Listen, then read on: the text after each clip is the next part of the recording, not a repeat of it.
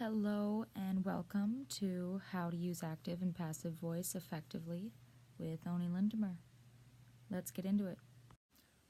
Instead of giving boring definitions and expecting everyone to automatically pick up on when it's appropriate to use active voice and passive voice, I decided it would be best to start with a few easily understood examples.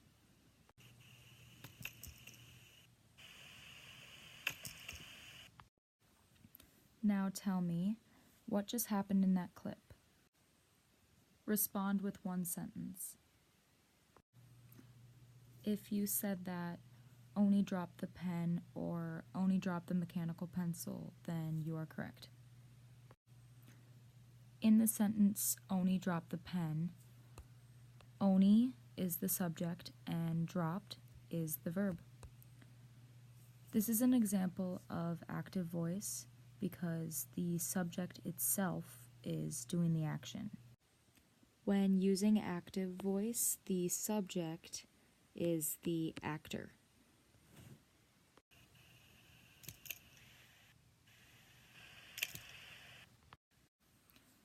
Most of you watching right now are probably thinking, well, in that clip, the same thing happened as the last one. Oni dropped the pen. Which is technically correct, but not the answer I'm looking for. So I will tell you. The correct answer is that the pen was dropped. Pen acts as the subject of the sentence, and was dropped is the entire verb. This is an example of passive voice because the subject is being acted upon.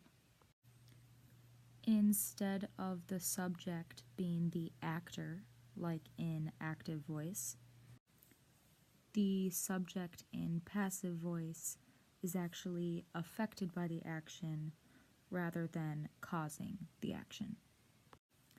So the big question is, how are we supposed to know when to use active voice or when to use passive voice? A good general rule of thumb is to always write your sentences using active voice unless you absolutely, positively cannot write your sentence any other way. So why should you use active voice? Why should you use active voice over passive voice? Don't they technically get the same point across? The answer to that question would be the reason we prefer active voice is because it is clear, it is simple, and concrete. Active voice also provides a direct answer to the given question. The troubles associated with using passive voice is that it tends to slow the reader down because the action is not associated with an actor.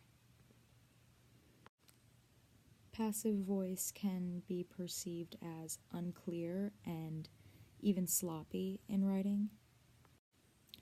But just because we should be focusing on using our active voices more in writing doesn't mean that the passive voice needs to be avoided entirely. Let's imagine that you are writing about a mouse and a cat. If the main focus of your story is the mouse, then it would be perfectly fine to use a passive sentence such as, "The mouse was chased by the cat." The reason that example is appropriate is because you want the focus of your story to stay on the mouse and not be diverted to the cat. Using active voice when you write is a super easy way to provide clarity for the reader. The goal is to help readers understand our ideas, not confuse them about it.